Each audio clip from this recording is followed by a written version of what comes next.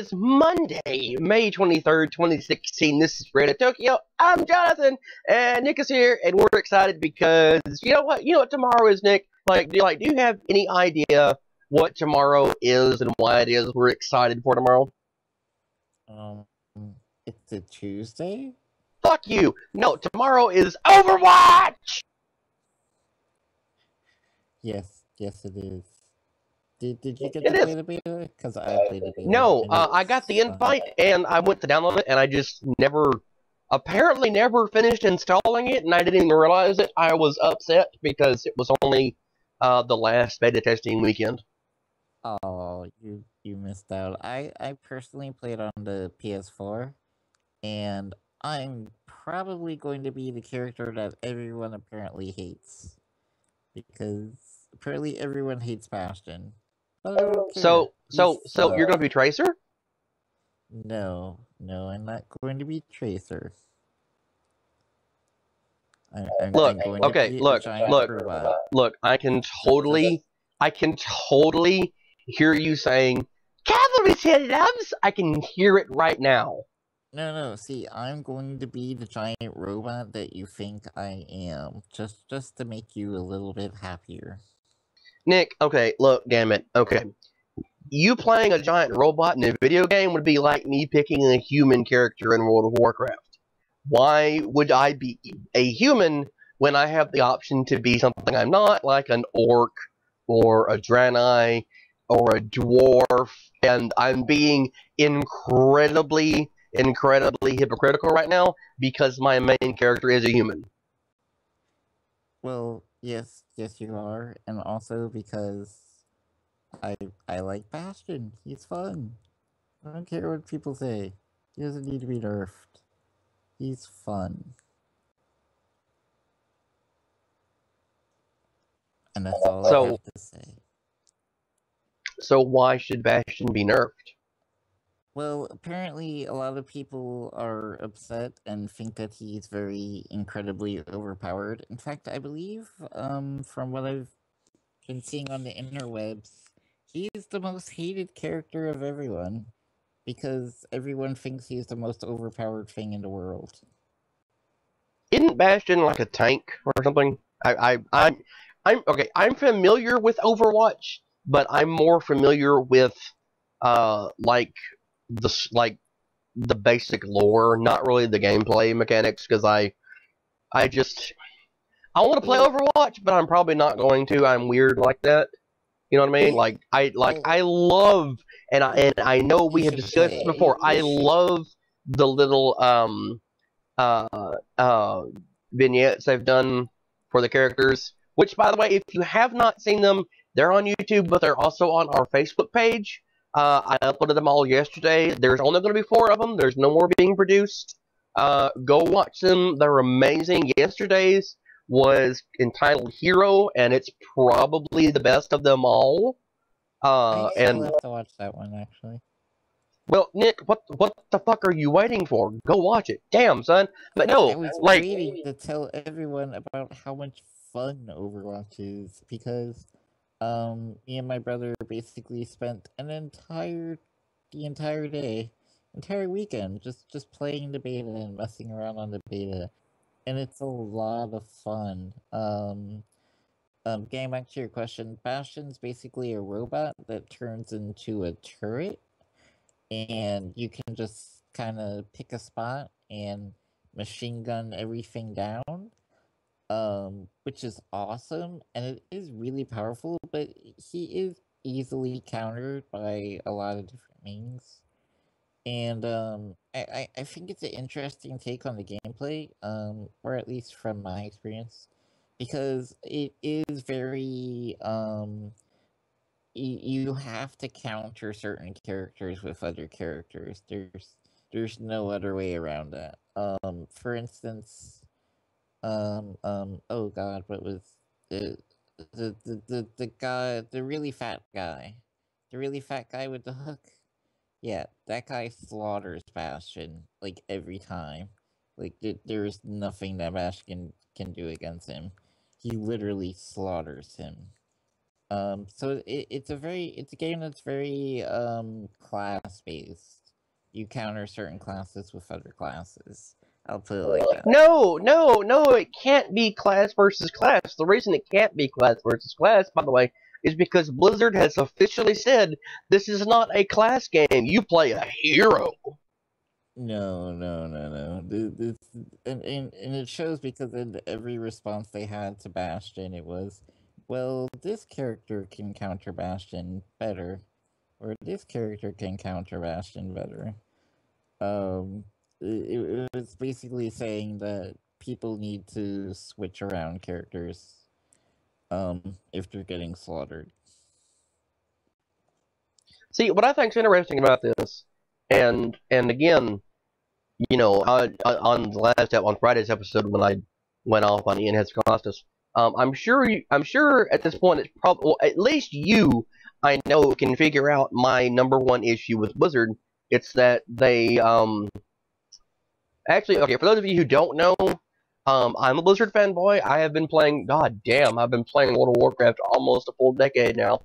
The game will be like 12 years old this year, and next year will be my 10th year playing, I think. Shit. Anyway, yeah, like, I love Blizzard games. I have for a very long time. I've played Warcraft 3. I didn't play Warcraft 2 or Warcraft 1, but I played The Lost Vikings when it came out, like a long time ago. I had a friend who had it. I loved the game. I love their computer games. I've entirely stopped being a console gamer because of World of Warcraft, and because of Hearthstone and everything else. So I love Blizzard games. So because I love their game so much, I don't want to compare myself to Bookie 2988, but I am very, very critical of what Blizzard does. I used to be very critical about Nintendo because I was a big Nintendo game player. So now, when Blizzard does something, I critique the shit out of it in my head. I may not always say it, but with Overwatch, like I said earlier about Nick, when you said that, you know, when it's class versus class, but like I said, Blizzard has said this is not a class versus class game. This is a hero versus hero game. You're playing a hero. You're not playing a class. Bullshit. The reason I say bullshit is because they have the heroes fucking divided up by what they are. Like, they have traditional RPG style gaming traits. You know, like Tracer is DPS, and then they have healers, and then they have tanks. Like, they're fucking set up that way. You have a tank, a healer, and then 2 or 3 DPS on your team, whatever it is. That's the way it's fucking set up, okay? So, to me, you know, this whole, well, we're not doing it by class, we're doing it by hero. No, that sounds like something Ian Hetzcostas would have written, and we all know, or we should have a pretty good idea, how I feel about Mr. Ian Hetzcostas.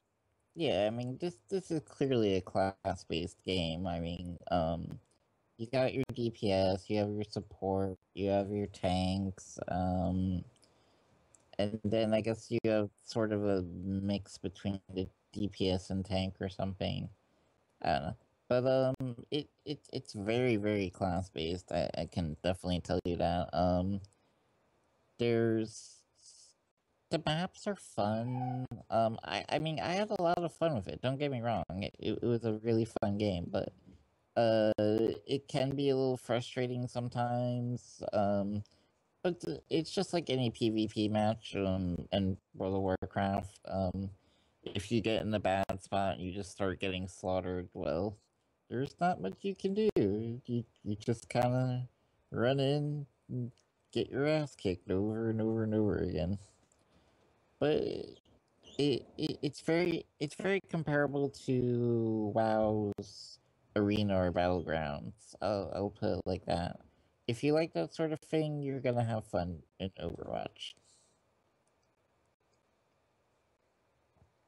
So basically, what's going to happen with Overwatch is you're going to have all the little 13-year-olds going, God damn it! I fucking hate this game! Ah! They're going to quit. That's exactly what's going to happen.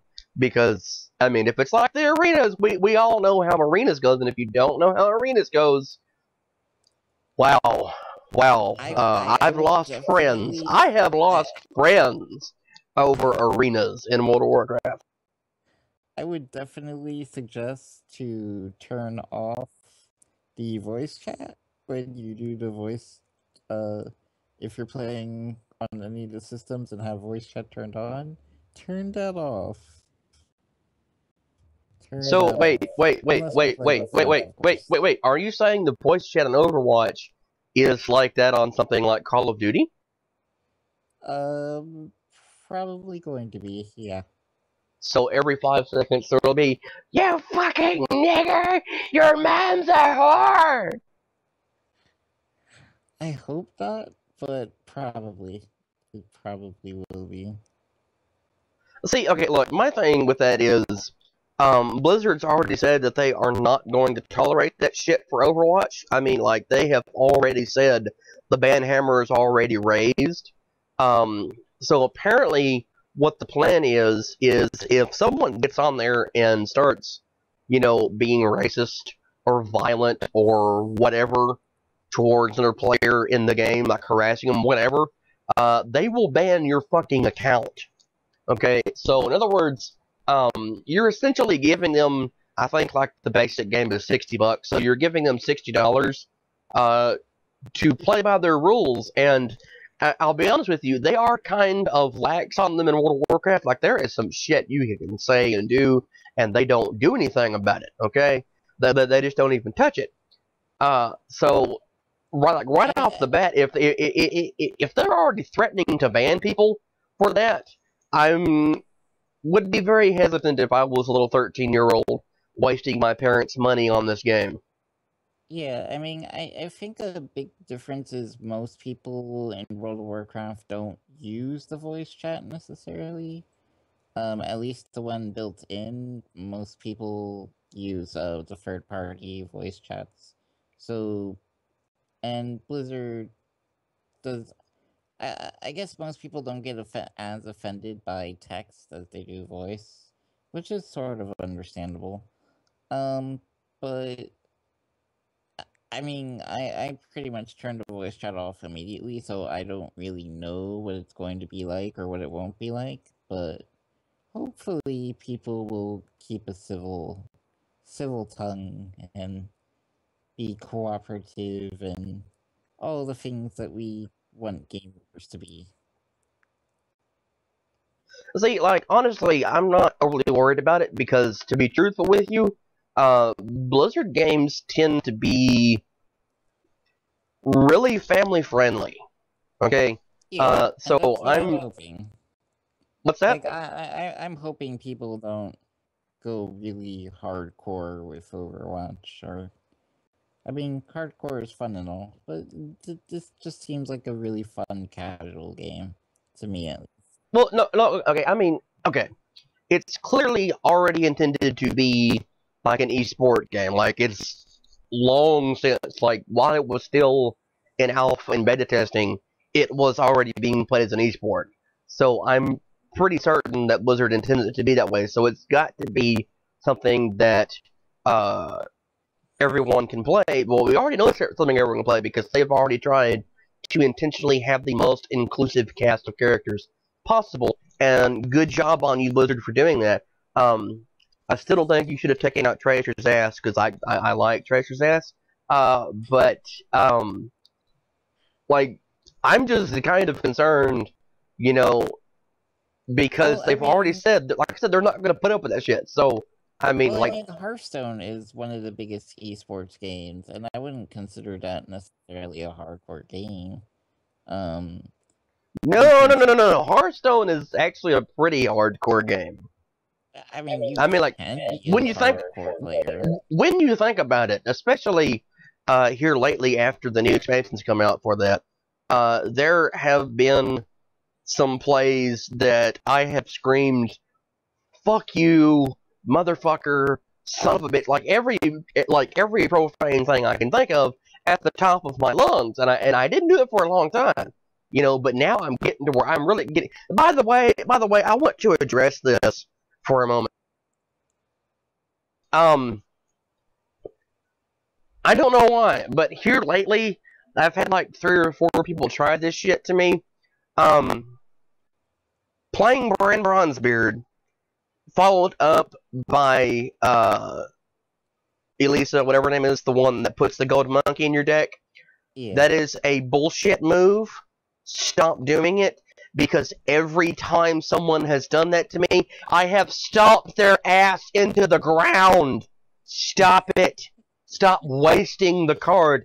Sure, it's cool, but if that's the only battle cry card you're going to play with, and trust me, that's the only one it's been played with, it's a waste of a card. That is like, seriously, 3 or 4 people lately have done that to me, and that is so goddamn annoying. That is so annoying, because I know that person generally intended to get the fucking golden monkey, like early on. And I mean, like, it's gone on and on and on. Like, I have intentionally not killed this person, just focused on all their minions. And for some reason, it's always against my paladin deck. And Nick, you helped me with my paladin deck, so the paladin deck is the setup we came up with is easy to flood the board with. So I'm able to take out all these minions, and like, it's finally in game. Like, we're down to maybe 10 cards each, and they still haven't gotten the golden monkey. They still haven't, and I'm just like, okay, fuck you, you're dead. Why would you waste something like that? Why? Especially early on. Early on in the game, no. Don't ever do that, okay? Just please take my advice. I am not a Hearthstone professional, but Nick, I know you'll back me up on this. Don't fucking waste Brand's Bronzebeard that early on. I will take his ass out, and I will kill you. There's good plays you can do with Bran early on, especially in a Dragon Priest deck like I run. You can combine him with cards like Blackwing Technician, Wormrest Agent, things like that. But yeah, doing him just for Elise is kind of a silly move. Okay, look, my thing is, if you're going to use Bran, have a lot of battle cries stacked up that you can use him with. Ideally, if you have a bunch of like lower level ones, which I know is kind of hard to get, do something like that. Something like okay. In a Dragon Priest deck, because dragons have a lot of battle cries. So he's really useful there.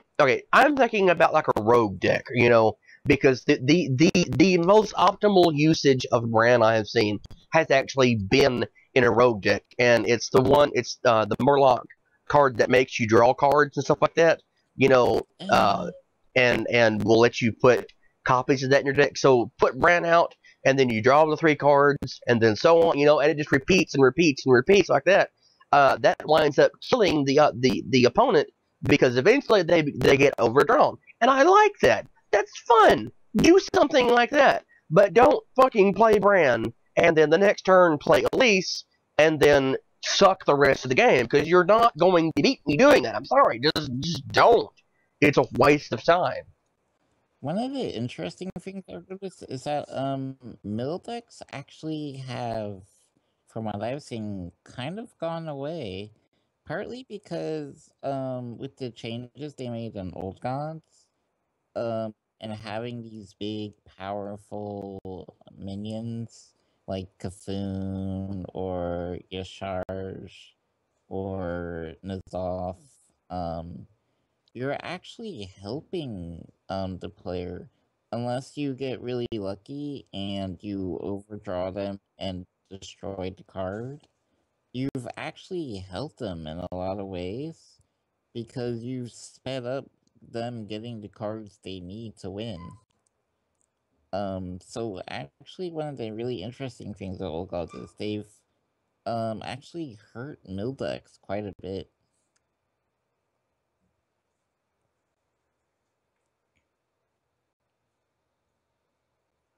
But now we're getting sidetracked off of Overwatch and the Hearthstone, which is Well, I mean, it's fine to talk about, or I mean, like, for those watching at home, I've already changed the graphic anyway. So like, I'm fine talking about horror stuff. There is one last thing I want to talk about with Overwatch, which I'm really interested to see is, are they? Because are they gonna have a? Is it Tracer's ass? Is it Tracer's ass? Are you interested in seeing Tracer's ass, Nick? Well, yes, but that's besides the point. What I was interested in is, are they gonna have a single player campaign? And what's that gonna be like? Because I'm really, really interested in the story with Overwatch. It looks like an amazing story. There's so much lore potential there. I want a Overwatch movie, as everyone else in the world seems to want. Who does not want to see an Overwatch movie? Team up with Pixar, Blizzard, please. No, no, no. Look, they don't even fucking need Pixar. They don't need Pixar. Look at the little shorts. Like I said, we have them on our Facebook page. If you haven't seen them, please do yourself a favor. Go watch them. The Winston one, I'll be honest, I love it, but it takes a little while to get to the to what's going on in there. But really, okay. Thing about the Winston one. If this is what they've been doing with all of the World of Warcraft money, instead of making World of Warcraft better, I'm kind of okay with that. Oh, no. Apparently what they've been doing with the money for World of Warcraft is making the Warcraft movie. By the way, every time I see a clip of this, a trailer, some little background footage thing, I just get an erection for the Warcraft movie, okay? I'm actually physically, I'm physically excited for this movie. I don't think anyone needed to know that. I don't think anyone needed to know because it's already a thing. I mean, literally, go look at every look at the trailers on YouTube. Okay, just like whenever you get a chance, go look them up. Like I'm actually specifically saying don't watch them on our channel or our Facebook page for like 5 seconds here. Go watch them. There is hardly any negative commentary on the trailers. That is a rarity on YouTube. Okay, it's very hard to find something. The only thing I'm sort of worried about is the whole Lothar and Garona romance thing. It's a, like I didn't really get to play Warcraft that much. Can you was there a romance between Lothar and Garona? Sort of, but the whole romance thing that's being implied in this is because obviously Garona's beautiful. I mean, damn, it's Paula Patton. Anyway, okay. The whole thing is that Garona was sent by Gul'dan. Okay, so this is gonna spoil the whole fucking movie for you. If you don't know Warcraft lore, okay. Garona was sent by Gul'dan specifically because she was beautiful. Now in World of Warcraft, like the version of her they have in Draenor, well, actually they use a female orc model for her, but that's fine because I love the new female orc model. It's beautiful. I'm not saying that to be creepy.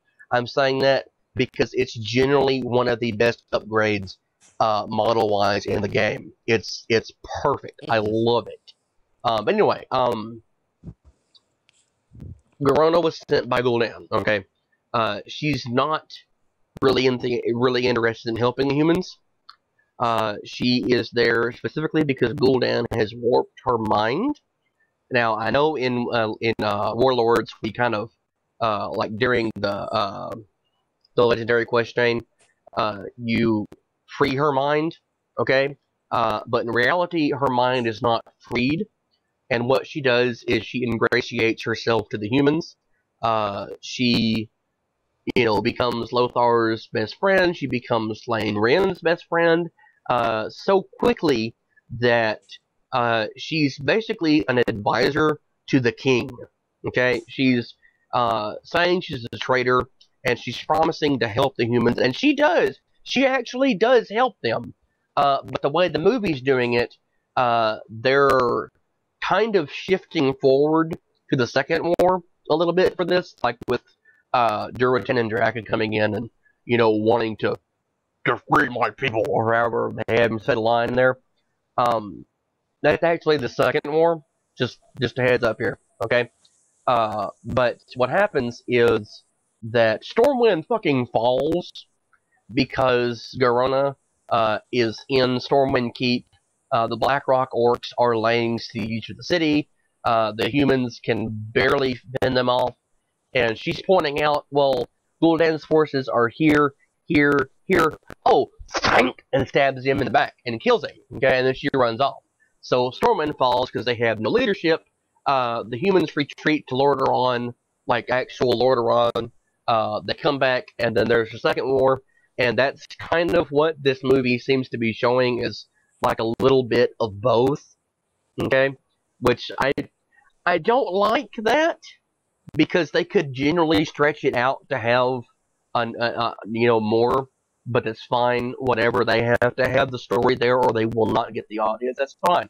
I think it really is. It depends on what they're planning with the trilogy. I'm not sure that they're only planning on doing the 3 wars for the trilogy. I kind of think they're going to go into the story. Like, I'm tempted to think they're going to go into the war with the Lich King. Well, okay, look, okay, here's the thing. If they do that, by the way, this is fixing to make Garona very, very old when you realize the time difference here.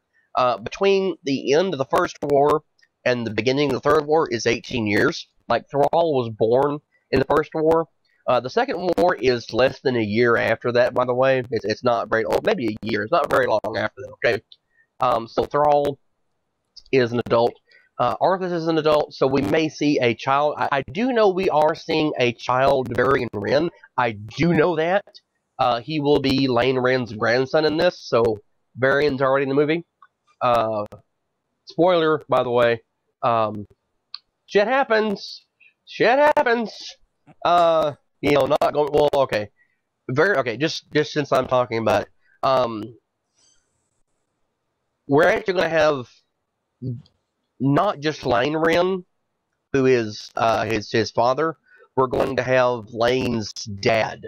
Apparently, the story is that Lane's father, who I can't remember his name to save my life, dies. Lane becomes king, so this is him just having become king. Okay, so he's not this fully established king everyone thinks he's going to be. Like, he's just taken over. Now, that might be, just trying to cross in with Warcraft lore and be incorrect. I don't know how they're going to do it, but from what I'm gathering, Lane will just become king, or he's just become king. One of the two. Anyway, Varian's a kiddo in this. So, in actual lore, what happened? Stormwind falls. The humans come back from Lordaeron, force the orcs all the way to Blackrock Mountain, kick their ass there, and imprison them for the next, 16 years. And Stormwind gets rebuilt, and Lane Wrenn... No. What am I talking about? No. Lane Wrenn screws the people over because he has the stonemason's guild rebuild the city, and then doesn't pay them, because supposedly he had other things to pay for. And so what happens is the stonemason's guild become the Defias, and then that sets up, the whole Defias thing, and yeah. Basically, the Wrenns are assholes. They're not really the greatest ruling family at all, and Varian's, I think we discussed this a while back, but Varian has definitely pissed off a lot of people in his own kingdom, so him dying, sure, he'll be missed, because he's kind of a cool king now, but, yeah. I also wonder, are they gonna get into the whole Onyxia presence, thing that happens?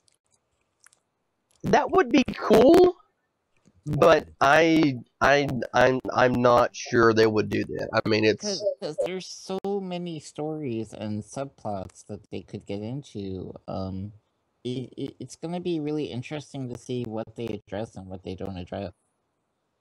Okay, see, okay, my number one thing is what I want to know is why is Dalaran already flying? Okay, because Dalaran is actually floating in the air in the movie. Oh, wait, speaking of which, before we get too farther along this, we actually do have a main topic I want to get to today. I learned something amazing about Warlords. I'm sorry, Legion. Okay. Apparently, Dalaran, from I guess the launch event until it actually comes out, will actually be moving physically across Azeroth. It will be leaving Northrend at some point in time, and the only spot I know of where it generally turns up is directly over Karazhan. You'll be able to fly up there and land and speak to the NPCs. Apparently, Jaina is still leading the Kirin Tor at this point in time. But the council, like the 5 members of the council, will be in the Violet Citadel, and there's all kinds of cool shit going on in Dalaran. Oh my god! The sewers are blocked off. Like you can kill yourself and get down there, but there's no NPCs down there. It will be the new Legion Dalaran, so the new tower in the middle will be there and everything else. Okay, the portals won't be there, of course. But if you're Alliance, you'll be able to go into the Horde section, because there are no more Sun Reavers in Dalaran. It's just Kirin Tor Guardians now. Alliance for the win. Do I know? Alliance forever. Basically, Jaina's kicked them out. Now, in Legion, Khadgar does become the leader of the Kirin Tor, so some shit happens somewhere. I'm just not sure what. But anyway, apparently, it's just because Jaina refuses to help ask or let the Sun Reavers help. So yeah, but apparently, what's happened is this shit blows my mind. Okay, it was Novel, I think, who found this and like he did like a 20-minute long video about this walking around Dalaran. There are recovery specialists in the city, and apparently the city has already been damaged. And what it looks like happens is an infernal hit the city, so like where the flight path is, where that big chunk is hanging out. Apparently an infernal hits it at some point in time. Which, by the way, we are having a massive worldwide Burning Legion invasion. Apparently, the ships we mentioned a while back are a thing.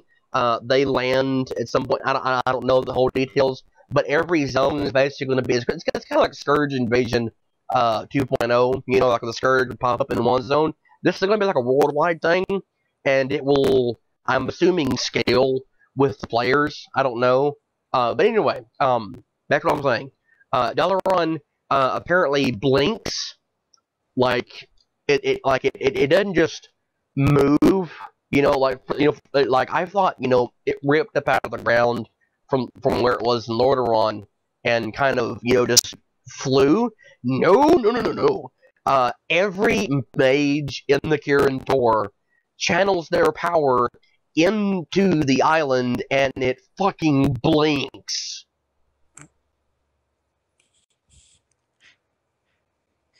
That's pretty fun. Like, just imagine that shit for a minute, okay? We're talking about hundreds upon hundreds of mages channeling a spell, and the city just boom, like mace blinks, okay? And apparently, what happened is there are recovery like I said, there are recovery specialists in the city, and what's happened is it's made several of the citizens of Dalaran very, very dizzy. Like the nurse, the first aid trainers and stuff are going to be treating patients who are sick because like they're dizzy and shit.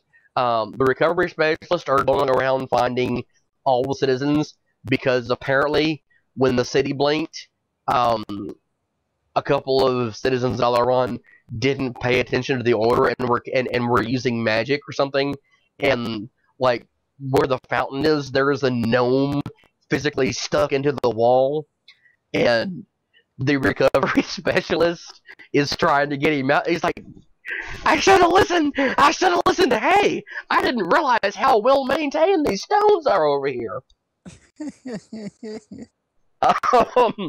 There is a crowd in one of the banks, and like the screens have been busted out where the tellers are, and this big ass pile of gold and rubies and shits on the floor, and the guards are standing around them, and the bank manager's like, "It's okay, we promise, nothing has been lost. It's all here." So apparently, what happened when Dalaran blinked is like everything in the city just shifted with it. So it's hilarious to think about that. And it kind of makes me wonder, did this happen when it moved to Northrend?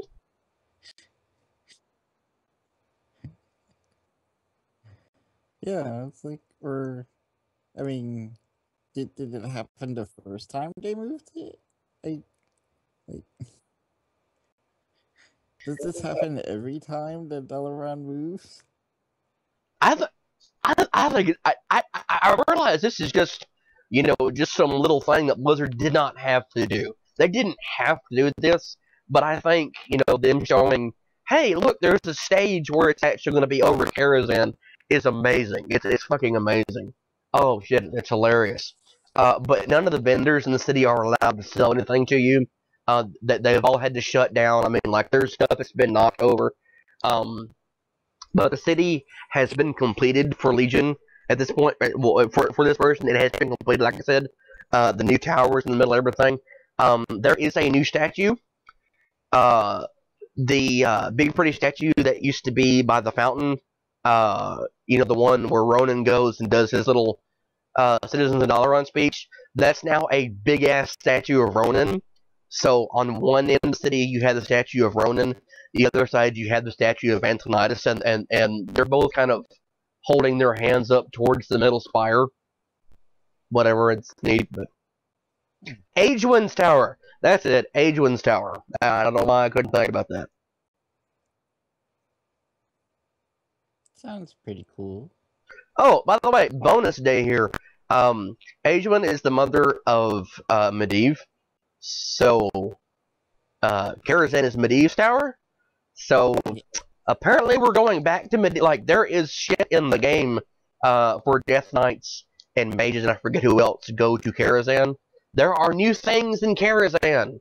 New NEW things in Karazhan. That's pretty exciting. It is.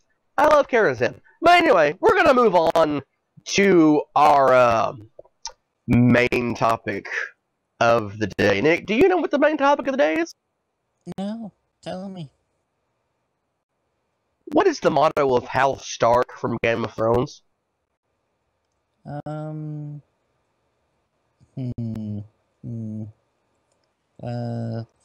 see. The North will never forget, or I'm trying to. I don't watch the show that much, so. It's supposed to be Winter is Coming, but last night starting last night, it's Hold the Door. Hold door. Hold the door. Hold door. Yeah. Super spoilerific discussion is about to take place. So, if you don't want this spoiled, maybe go ahead and turn off the video now. If you don't care about it being spoiled, that's fine. Keep watching. If you already know and you want to leave an angry comment because you want to disagree with us, that's fine. Whatever. But yeah. I think we need like a screenshot of just the word spoilers or something. At some point in time, probably, we need but to make that. Probably, but yeah, super spoilery discussion because we're going to talk about Game of Thrones now. I don't think we've ever really talked about Game of Thrones on the show yet, have we, Nick? No, you've mentioned it a couple times, but we've never had an actual discussion about it. Yeah, apparently last night, a decently sized number of people actually quit watching the show. Really? Yes. I thought it was a great episode, honestly. It was, but just what happened was enough to make people say no, no, no. Okay, the reason we started off with the hold the door thing is I'm gonna go ahead and address that first before we get into everything else, okay? I'm like everyone else who ever watched the show. I love Hodor, okay? He's easily one of my favorite characters. He didn't, it's because he has the least actual interaction. Now, he's present for everything on the show, just about, at least with the Starks. But just him only having, the one word vocabulary and everything, that's fine. Like, okay, the reason I like him the most is, he's one of the most fun to actually dissect, like, what's going on with him. Like, why is it he's so tall? Like, why is he white-haired? Why is he, seemingly so simple-minded? Like, is he just a complete stupid individual? Like, did George Martin, say, well, there has to be a retard, ha ha ha. No. Like, why, like, what's going on with Hodor, okay? And there's a scene very early on in the series, where he runs up naked. And I cannot think of this woman's name to save my life. Anyway, she looks at him and says that he's part giant. Like, that's why he's so tall. And, and like he has all these features. Okay, well, that's interesting. Okay, why does he only fucking say Hodor? Okay? You kind of learn, like this past season, because Bran is a ward, and Bran can, like, jump into people and everything, and now that he's found the three-eyed raven, he's able to see back in the past. So you kind of find out that years and years and years ago, Hodor was a person, and Hodor actually had a fully functional vocabulary. Okay, what happened? Okay, and that's why it goes. That's why I said he's one of the most fun characters to dissect. People have written scientific essays about him, trying to figure out if Hodor is autistic or a bunch of other things. Like, there are definite signs of specific diseases in Hodor, and they've tried to figure out for so long, why is it he only has this one word? Why does he have the reactions to things he has? And if you think about it, him being autistic kind of makes sense, okay? Yeah. The reason I'm saying that is because he doesn't like loud noises. He doesn't like people, touching him except for certain people. Like, he has a lot of reactions like that. So last night we found out why Hodor is the way he is. Okay, kind of broke my heart to think about, to watch this. But I'm gonna go ahead and say it right here. Hodor is dead. He died last night on last night's episode, and that's what's convinced people to stop watching the show. Okay. But Hodor, says Hodor because it's a contracted version of the phrase, hold the door. So earlier when I showed, the Stark emblem and said hold the door, that's what that is, okay? Hold the door, hold the door, hold the door, hold door, hold door, hold door, okay? That's what happens, okay? Now, the reason it happens that way is Bran is apparently the three-eyed raven, or he's going to become the three-eyed raven. This is a big, huge, long, convoluted thing spinning my mind all day, so let me run this really quickly, okay? There's at least a dozen Brans or Brandons in the Game of Thrones universe. If you remember old Nan, their nanny for the Starks, like way back when, there were so many that she always got them confused. There's Bran the Builder, who 1,000 years ago built the wall. There's a Bran who did this, Bran who did that, so on, so on, so on, okay? Now, we know the three-eyed raven has been around for 1,000 years. He's been, stuck where he is for 1,000 years. Three-eyed raven cannot walk. He's an old man, and he's know everything. And apparently, he's able to be a warg and kind of inhabit other things. Okay, that's fine. He does say at one point in time that Bran will become him. Okay, so if Bran excuse me, if Bran is the three-eyed raven, um, does that mean Bran is impacting time? Yes, Bran does actually impact events in the past. We know he can see the past. We don't know if he can see the future, but we know he can see the past, okay? He goes back and says something to his father years and years ago. We know that Hodor saw him twice and actually heard his voice at least once in the past, and this is before the the Stark children. I mean, like this is around the time that Eddard Stark was maybe 20. Like before he goes off to fight the war. Okay, so Bran is capable of interacting with that. And last night, he did interact with the. Excuse me. He did interact with the King of the White Walkers. This individual saw him and was actually able to touch him in this vision. Okay. Which, by the way, we learned how the walkers came into being. Apparently, the guardians of the forest, wherever the hell they're called, little sprite people, created them to save them from the humans, and they lost control of them. So the White Walkers are now the number one threat to humanity. So we had the wall being built. Blah blah blah blah. Fast forward to when I was talking about Hodor here. Okay, Hodor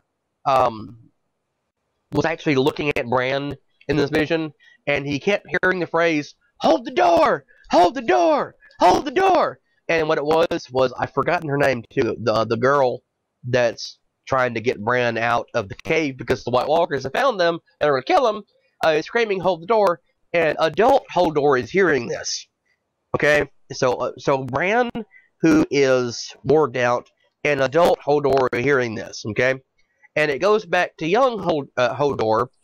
His eyes go white, he has a seizure, and he starts screaming, "Hold the door." So Bran is responsible for Hodor becoming Hodor.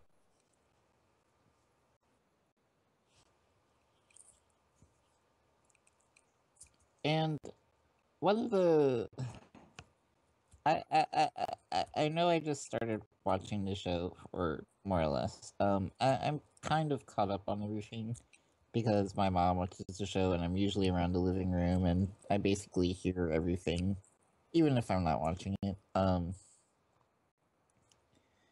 But when I was watching it, and I saw Bran go to touch the tree, and I was like, no, don't do that. Don't do that. Don't do that. Because I had a feeling that something bad was going to happen. Because basically he went to touch the tree when he wasn't supposed to. And it was like, don't be that kid, Bran. Don't be that kid. And he was that kid. And yeah, that happened. And it was just really sad to watch. But at the same time, it's very interesting because I was saying, Bran is apparently the three-eyed raven.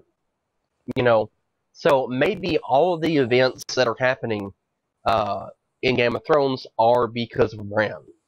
Okay, like it's strange to think about it.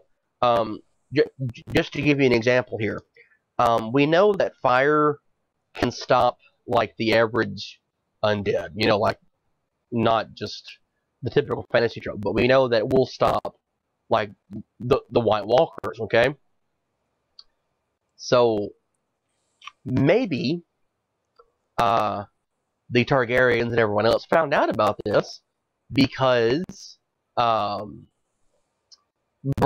last night saw a little bomb by the little forest creature thingies actually kill some White Walkers. So maybe the influence of that story, of him seeing that, was so much. It was so impactful on what went on that, for example, Aegon Targaryen, at the end when he was screaming "Burn them all," that was what he was talking about. Maybe that was Bran speaking to him. I mean, it could be. It's just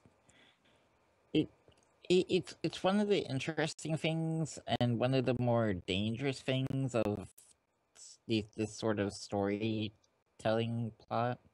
of time travel and visions and things like that, of what actually causes what to happen.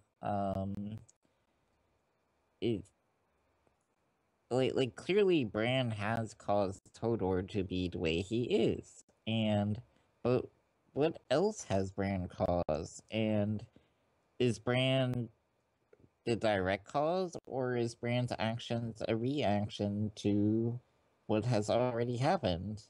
Is Bran his own grandfather? Yes, that's basically what we get into. I'm my own grandpa. Do do do do do do. I'm my own grandpa.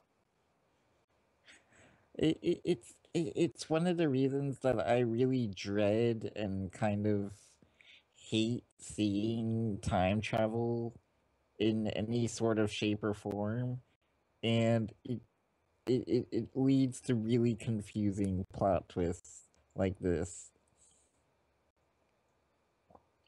Let's say, okay, initially, okay, I'll be honest with you. I'm kind of iffy on time travel, mostly because it's used so much now. I mean, like, initially, when time travel would be brought up in a story, it like years and years ago. Now, and I'm not saying time travel was an invention here. I'm just saying, it used to be kind of a rarity, and there used to be kind of established rules, don't fuck around with things in the timeline. But now, it's gotten to where it's one of the most heavily used things in telling a story of science fiction or fantasy. Like you just time travel all the time, and it's like okay. One thing or another example of this is on the. I'm not sure if you how much you watch it, but the show The Flash. And I know time travel is really important to the Flash's story, and I know it's kind of a central theme with him. Um, like time. I think when you're going back to Batman versus Superman and saying how everyone has an element, and that Flash's element was time. If I remember right. Um, but it raises it. It's a really cool story element. Um, and it raises so many questions though constantly. Like, are they just going to undo this with time travel? Because it partly takes a lot of the risk out of everything. Because you can just undo things with time travel. Um, and I'm hoping that they don't do something like that with Bran. I'm hoping that he doesn't go back in time and affect something somehow to just undo a tragedy that's happened, because that would take a lot of the weight and the heaviness of the story of Game of Thrones out, which is something that I really do appreciate because things matter a lot in this story and the way that it's told. Events really matter and they have a lot of weight. And that was one of it's one of the worrying things too when you do things like bring Jon Snow back after he died and things like that. It's kind of playing with fire. I'll put it like that.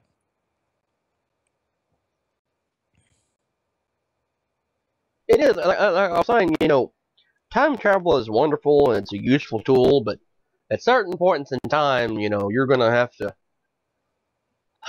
I guess, man the hell up when it comes to time travel, because if you don't, you're gonna screw something up, and that's kind of my concern here, because I genuinely feel like maybe there's going to be a screw up with Bran dicking around with time. You know what I mean? Like I think some really bad things going to happen because Bran is being Bran, and it's going to lead to a huge problem And in the Game of it's Thrones one of universe. those it's one of those weird situations where you want to blame the character, but at the same time you don't necessarily want to blame them, just because you're like, well, if I could time travel, that's probably what I would be trying to do. But See, okay, look. at the same time, we know just from every science fiction and fantasy story that we've ever seen, you don't fuck with time. Really, one of the only times that time travel's been used where I was entirely in favor of it and I had no problems with it was, believe it or not, I just went completely blank here. What is that show? See, what happened here was Quantum Leap! Quantum Leap! That's it, Quantum Leap. Quantum Leap is wonderful. Quantum Leap makes me happy. I'm okay with Quantum Leap, okay? But Brandon Stark is not Samuel Beckett. He's just not. And I don't think it's fair for Brandon Stark to basically be able to act that way, you know? And I kind of feel like that's where we're headed, and it bothers me immensely. it's like I said, I haven't watched the show too much. I mean, I know the general idea of what's happening. I know the general idea of the themes and how everything works, but I don't know too much about certain things like Bran and the like some of the other Starks necessarily. But I kind of get the idea of just there are things to be worried about where you have this really big, great, intricate, complex story, and it all can come crashing down in just a few seconds because of the general ideas or general themes. Like, the little guardians of the forests, how all of a sudden it went on a really environmental kind of thing. And it was just weird. And I've seen this before in things that I really like. Like, have you ever seen the anime Parasite? Yes, yes, I have. Parasite's amazing. I love Parasite. Yes, but was it just me or was it really weird at the end where all of a sudden they were like, all of this happened because you were treating the environment badly? And Yeah, that was it was a little weird, but I mean, they had to have some kind of message in it, I guess. but was it just me or when the whole White Walker, like, oh, this is why the White Walkers exist, because you were cutting down trees, so we raised an army of zombies to stop you. I guess the lesson here is don't touch the trees. I mean, just leave the trees alone, That's like that's legit every science fiction story. I tell me a science fiction story where that is not a story or part of the story. I can't really, but I do want to move away from Bran because now Bran's getting a little boring. First, we have to address this. Why is it No, that in every science fiction story? no, we are moving on to Daenerys Targaryen. Why? Why? Because Daenerys Targaryen, despite her storyline having become intensely boring, is still a more entertaining discussion than Bran. Fine. I mean, I still want to know why we can't touch the trees. because I'm George R. Martin, and we've come to a new chapter. So we're not going to discuss your story for a while. Like, you're going to have to wait. Fine. Shut the hell up. We're talking about Daenerys. Fine. Talk about your dragon queen. She's not just my dragon queen. She's everyone's dragon queen. Well, that's true. It is true. It is true. And last week, see, we probably should talk about this last week, because it was. Now, okay, I don't want to badmouth the scene because it's super important. But this is the second time we have seen Daenerys force the horse people to her will, the Dothraki to her will by walking out of a fire. Okay, this is the second time we've seen this. Except the last time, it was when the dragons were born, and that was cool and awesome and everything. And she only got like a few thousand Dothraki to her side. This time, it was all of them. All of them. I think really the distinction here between these two scenes, other than this being the birth of the dragons, is really there's not a big distinction. I'll be honest with you. I mean, it's kind of interesting how they've done that scene twice, and at the same time, it's supposed to signify exactly how powerful Daenerys Targaryen actually is, and she is powerful. She's incredibly powerful of an individual. But her story is kind of at this point, okay? She's having to let other people rule in her stead while she's gone, and the whole scene where she's in the Dothraki city, you know, she's like, I'm Daenerys Targaryen, fuck you, I'm not going to be here forever. And they're like, ah, you're going to be here forever. No, you know, you and I both know that she will not be left there forever. And I really can't figure out why they had to waste like 3 episodes on getting her out of the city. Because it's like, I'm going to leave. It's like, the first night you were there, the first fucking night you were there, why did you not burn that shit to the ground? Okay? I mean, like, if that's your go-to thing, and let's be honest here, she's a Targaryen, so burning things is her go-to thing, why would that just not be the thing? Like, why not walk in and say, I'm sorry, shit burns down, you're on my side now, and then you go home. You know what I mean? Mm-hmm.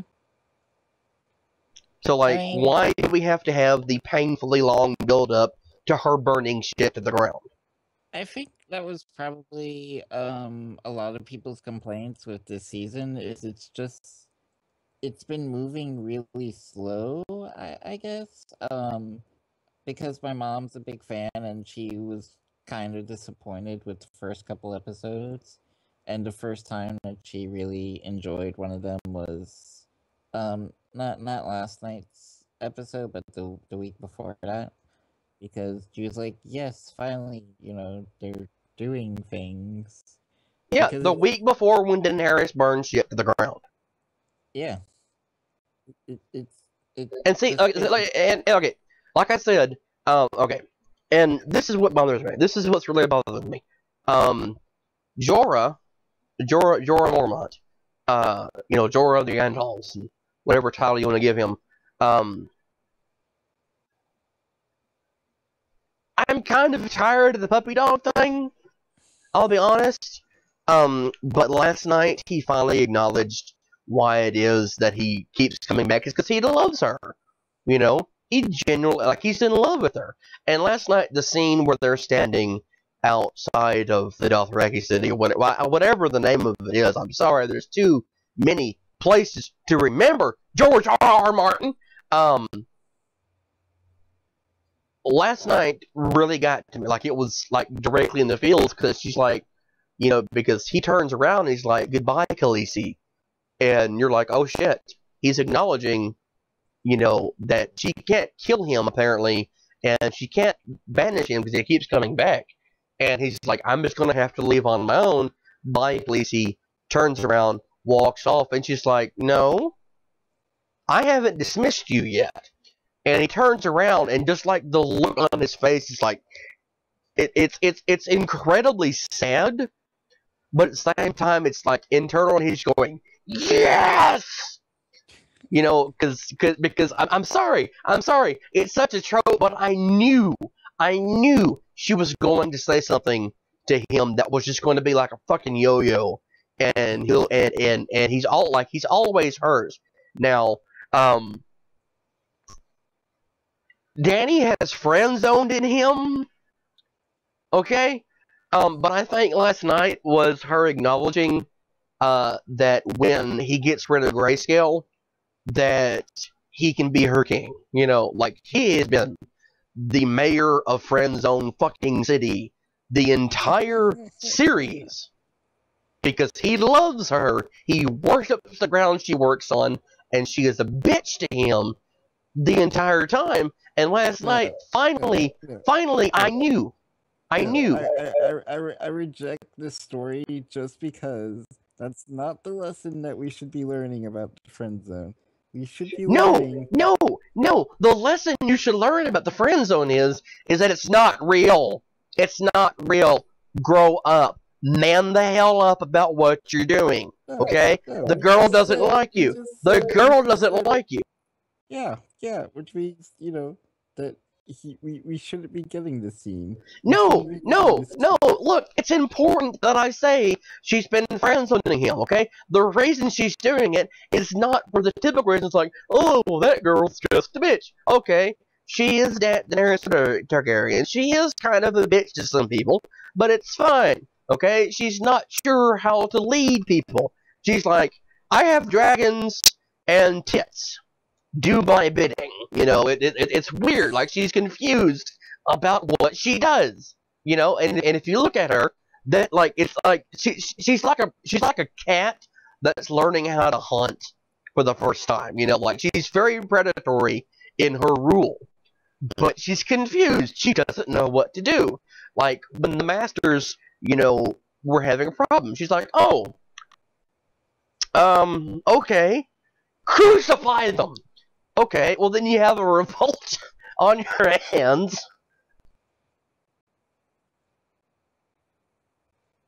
Because crucifying was the wrong reaction. They're like, look, you can't kill us. You need us. Okay, just don't do stupid yet. Okay, because that upset, like it made the slaves happy, but the masters weren't happy. It's like she doesn't fucking know how to balance out being an effective leader. Like I said. It's like, I have dragons and violence, or I have tits. Like, that's literally the only options they really give her.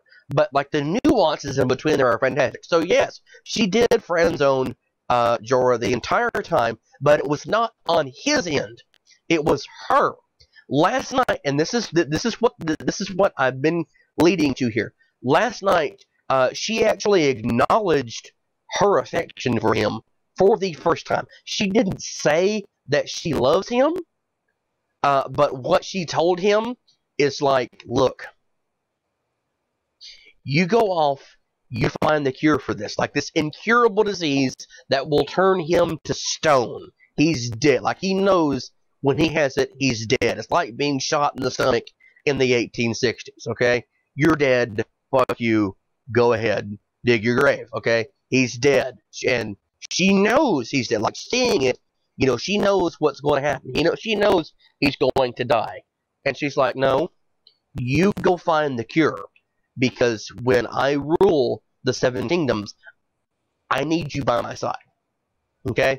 That's the Daenerys Targaryen method of saying, I love you.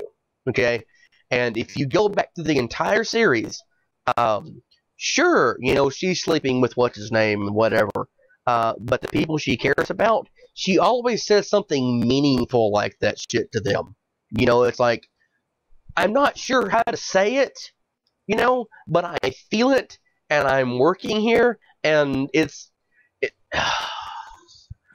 I guess what I'm getting at is that she's actually kind of a very poorly written character, when you think about it.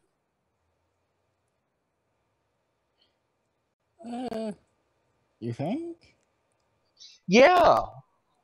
I mean, like, they've had to recycle the same thing for her, to establish her ability. And with the dragons, she's just, oh, the dragons, haha. Oh, I'm gonna lock them away because they're killing things. They're dragons. They're dragons. They're going to kill things. because they're dragons. They're the first 3 dragons that have been, like, especially that size, that have been around in about 100 years. They're going to kill things because they're fucking dragons, okay? And if you look at the way that Tyrion Lannister treats the dragons, it's like they're equals. She's like their pets. I'm your mother. I'm your mother. You would never harm me. And then they fucking snap at her. She's like, oh no, I gotta lock him away. No, look, Daenerys is supposed to be a strong character. Excuse me. And I think in a lot of ways, she is a strong character. But she's also not very well written in that respect. And I'm saying that not because of HBO. I'm not saying it, for any other reason other than George R.R. Martin. I think that he fell into the trap of he's not exactly sure how to write this character. And I think through all the books and everything else, it's more noticeable on the TV series because you're actually seeing it. I think it's a progression towards I want to have this badass character, but I'm not sure how to get, to the end of it. And I think that Daenerys is the #1 example of his inability to actually craft a story. I mean, like, I wonder if it's not that he can't craft a story, or if it's that he didn't know what story he wanted to do while he was writing it. Exactly. That's why the story jumps around so much. We all know that Game of Thrones is still not completely written. It's still not finished. And I have to question, how many times has he changed what he wanted to do with the story while he was writing it? Probably a dozen times. And that's what I'm getting at, okay? When Daenerys starts out, she's this little timid, mousy character, who's at the will of her brother. And then she gets some advice from her slave on how to get Khal Drogo to be in favor of her, okay? So she completely turns everything around. And that's what made her a badass. She became a leader in her own right. And then, Khal dies, shit goes, shit happens, and then she's rebirthed in flame. That shit is fucking powerful. It's like, here's your chance. Here's your actual chance. People are kneeling before you because they have never seen anything like you, okay? You literally gave birth to a child that required, like, a life for a life, okay? I mean, like, this, you fucking gave birth to a dragon, okay? That's what her child was a dragon, okay? So, she's easily the most powerful character in the story. But if you watch her, it's like she kind of stagnates. And like I said, her options are dragons or tits. And I'm not saying that to make a joke. I'm saying it to be realistic. It's like, I'm so beautiful, you're so in love with me, let me seduce you, and then you give me what you want, or I have dragons! And she can't really seemingly use either or option, so she's, like the exchange with Tyrion a couple episodes ago is really what, got me, really. Because he's like, look, I've actually led a city. I come from a family that's been in power for a long time.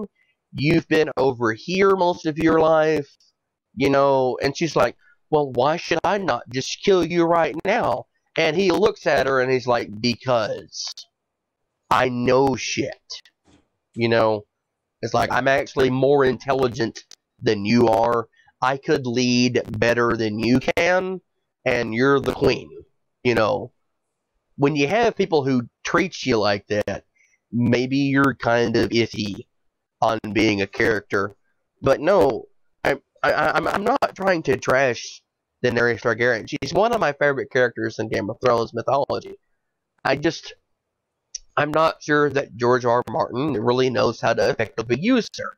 It's kind of like Jon Snow. Jon Snow was used very effectively. I like Jon Snow. I didn't like him at first, but I got to where I kind of understood, why it is he does what he does. Because Martin was able to write him a lot better. And now he's back from the dead, and I'm like, fuck it, I don't care at this point in time. Like, I've lost interest in that story. And last night was the first time in quite some time I've really been interested in Daenerys' storyline. Because it's like, look, here's an actual moment where it's actually very well written. She's like, I need you to come back to me. Okay? Like, she's finally acknowledged, she can't banish him. He's not going to fucking die. And she needs him. She actually needs him. She just won't say she loves him. And, like, that in and of itself is a horrible trope to do. It's like, I love you, but I'm not going to say it. No. Tell the man. Because we all know he's going to die. It's not going to hurt to say it to him. He's already professed his love to you, and the dude you're sleeping with is right there. Just cut him some slack and say love him, but she can't do that. But no, it was a really good moment.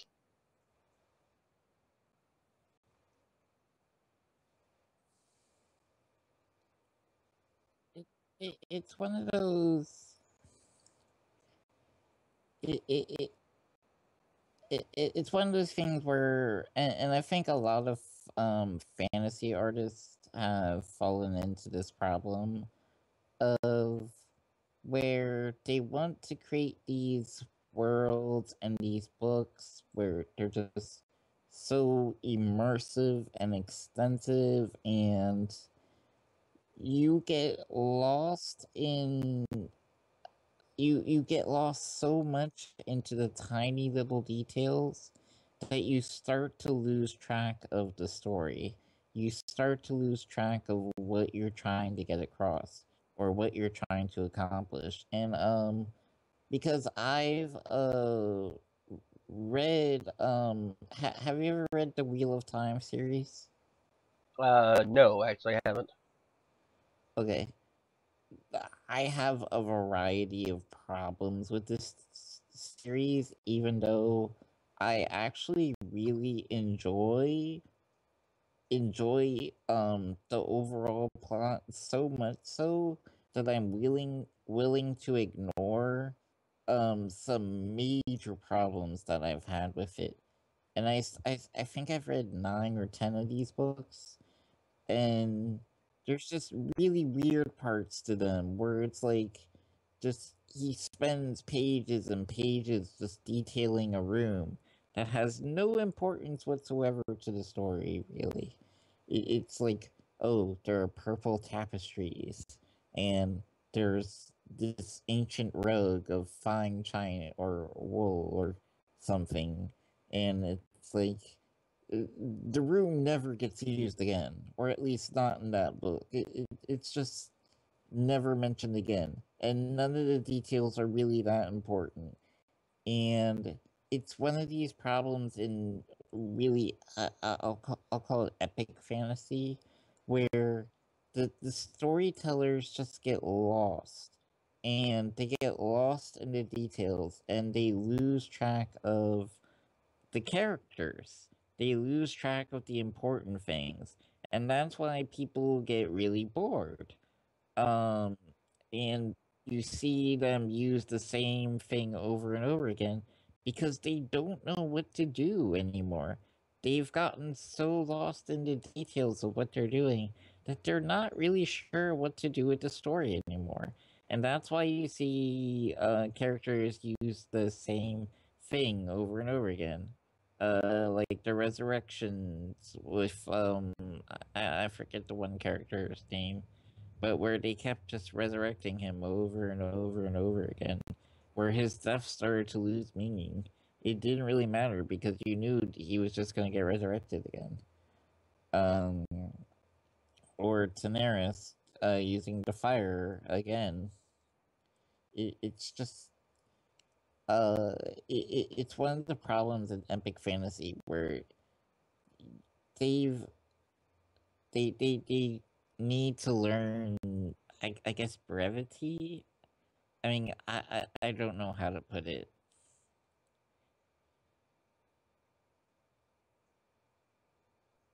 Basically, you're saying that George R. R. Martin cannot write worse yet. No, I would never say that, because clearly the man can write at least pretty damn well, considering all the books and all the words that he's put out. I would never, ever say that. I would. Robert Jordan, on the other hand, I might say that about. I would, and the reason I would say it is, again, no disrespect to George R. R. Martin.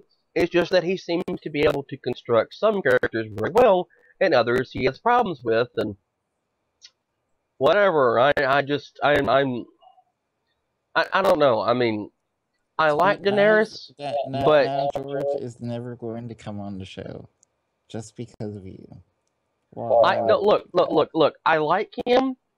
He's just become. I mean, like I like some of his character, like Danny. I like Daenerys. On the show, and we could talk with him about his wildlife preservation things, because that would have been cool.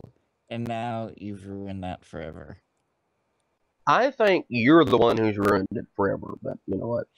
How did I ruin it? Because you're a giant robot. Because you are a giant robot. You have ruined it forever. I play a giant robot in a video game does not make me a giant robot. Just because I'm a giant robot on TV. Wait, I'm on TV? Yes. Were you time traveling? Yes. Okay, look. The way you will know that I am time traveling is tomorrow will be Tuesday, and the Nazis lost World War II. What? Wait, how do you know these things? What other secrets do you have? I have the secret that we'll be back on Wednesday.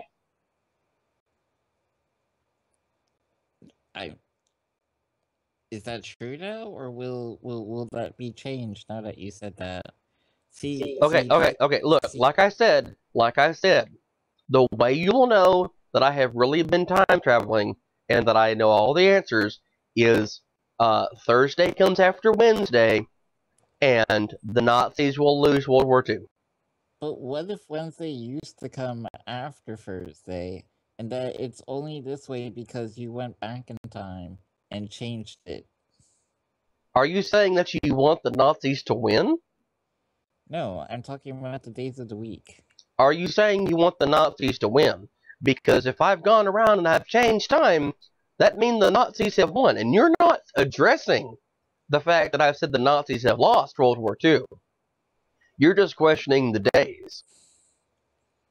I'm just saying, how do we know that you're not manipulating time for your own gain? Or for your own... What if the Nazis were caused by you? What if you caused the Nazis? I have already told you. I have already told you. No, you decided to go to Hitler and criticize his painting. What if you're the reason that we had the problem with the Nazis? Actually, I'll be honest with you. Okay, I hate the question. If you could go back in time and kill Hitler, would you do it? No, I wouldn't kill Hitler. Okay, not because I want the Holocaust to have happened or to ever happen again or whatever. No, I wouldn't have done it. Okay, I wouldn't kill the man. What I would have done is I would have gone back in time and bought one of his paintings. Okay? I would have looked at it and said, you know what? I like that. I like that painting. I'll buy it from you. Can you paint more? It's like, I will pay you $100,000 for that painting. Think about that. Like, sincerely think about that shit, okay? If Hitler had just been shown a little bit of encouragement, we might not have had World War II. Yeah, he would have been a painter.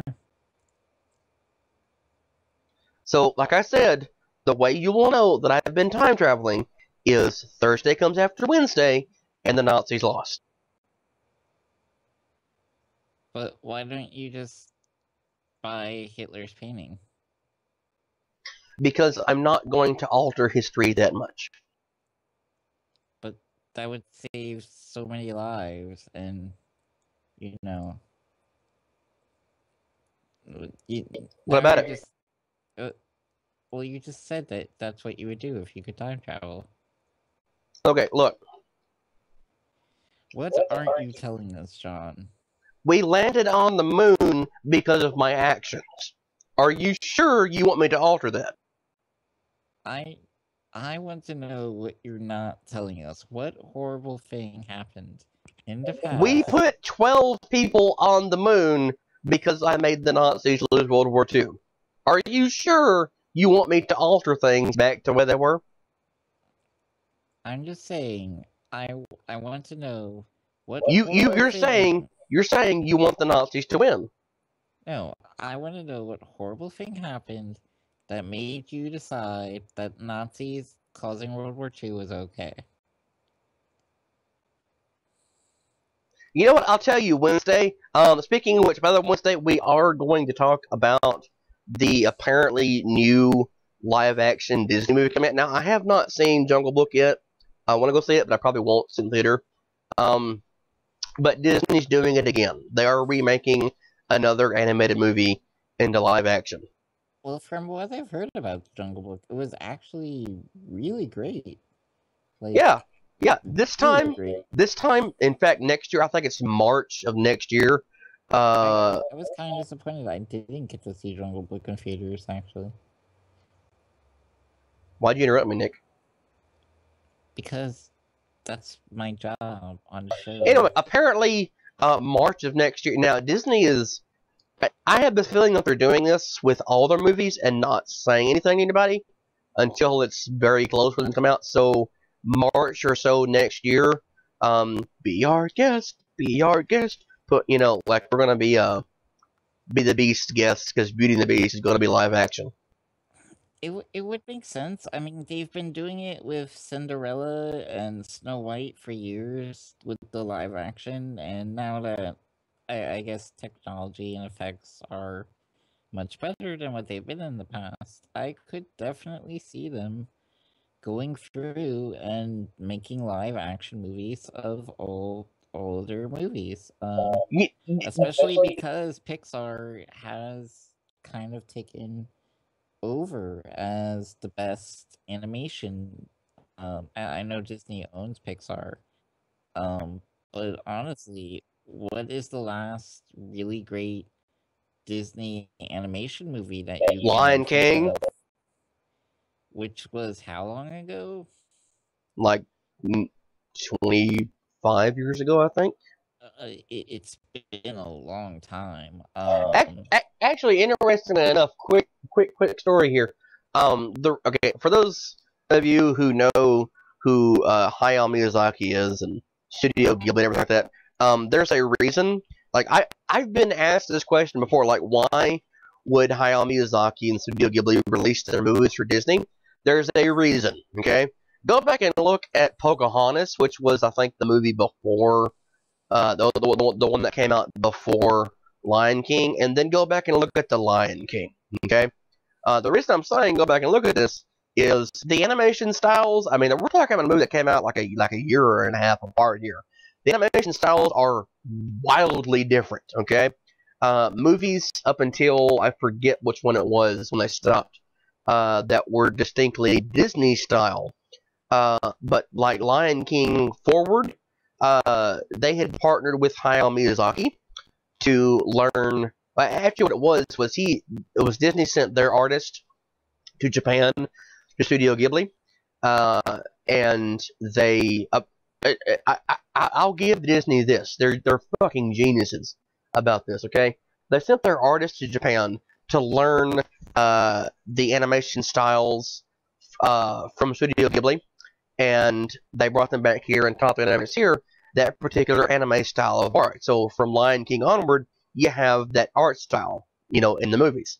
And the deal was that Studio Ghibli would be able to release their movies in America. So anyway, Wednesday I want to talk about Disney movie and how awesome it's going to be. So yeah, we're doing apparently a Disney episode. Yay, Disney! Yay!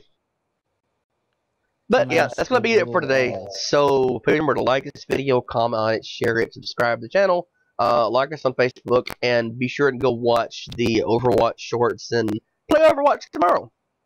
And remember, the mouse will rule all of us. No. Are you sure? Because look at what... Bye, everybody! They got in Star Wars. Bye, everybody! They got Marvel. Bye, everybody! Goodbye!